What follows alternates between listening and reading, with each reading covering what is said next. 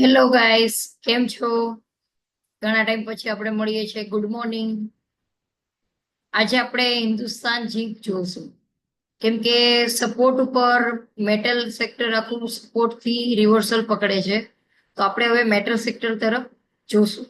જેમાં કે આજે ખાસ કરીને હિન્દુસ્તાન ઝીંકને આપણે માર્કિંગ કઈ રીતે કરવું એ આપણે શીખશું.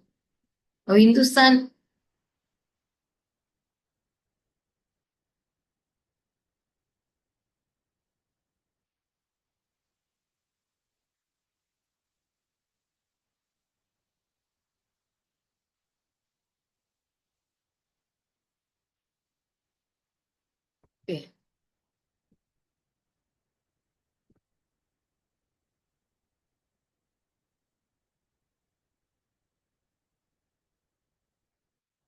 હિન્દુસ્તાન ઝીંકનું આપણે જોશું.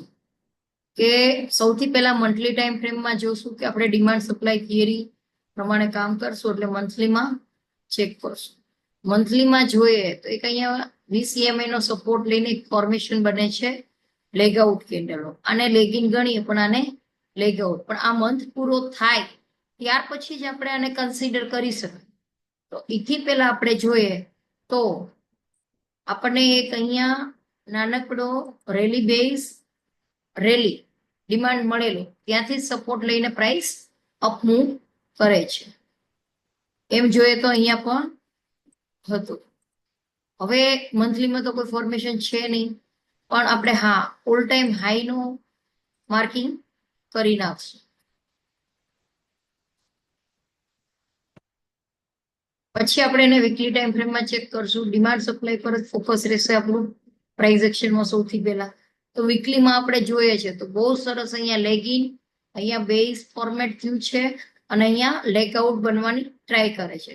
હજુ પ્રાઇસ જ્યારે અહીંયા લેગ આઉટ કમ્પ્લીટ થાય અને અહીંયા રિવર્સલ પકડે તો આપણે જે તે ટાઈમે અહીંયા જ્યારે પ્રાઇસ રિવર્સ આવે ત્યારે આપણે ટ્રેડ બનાવી શકીએ છીએ. હાલ અત્યારે એનો પેલો ટાર્ગેટ અહીંયા સુધીનો રહેશે, 623 સુધીનો રહેશે. હવે એક આપણે અહીંયા જોઈએ ને તો એક સપ્લાય ઝોન હતું, તો પ્રાઇસ ત્યાંથી રિવર્સલ આવી શકે છે. અને અહીંયા સરસ મજાના વીકલી ડિમાન્ડમાંથી જ પ્રાઇસ જાય છે એમ કહીએ તોય ચાલે.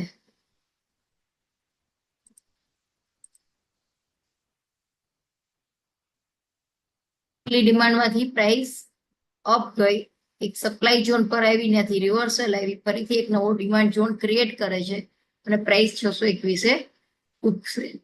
ત્યારબાદ આપણે ડેઇલીમાં જોઈએ. ડેઇલીમાં સેમ આપણે જે છે એ છે, કોઈ નવા છે નહીં. પણ હા ડેઇલી સપ્લાય આને કહી શકાય.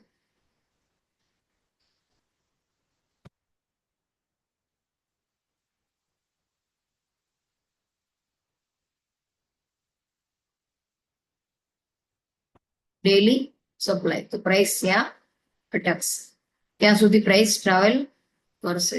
આમ જોઈએ તો પ્રાઇસ એક્શનમાં EMI નો સપોર્ટ લઈને પ્રાઇસ મૂવ કરે છે. બહુ સારી મુવમેન્ટ મળી છે અને હજુ પણ નેક્સ્ટ લેવલે આપણે ચેક કરીએ તો બહુ બધું અચીવમેન્ટ માટે ટાર્ગેટ બાકી છે. 800 સુધી જઈ શકે છે.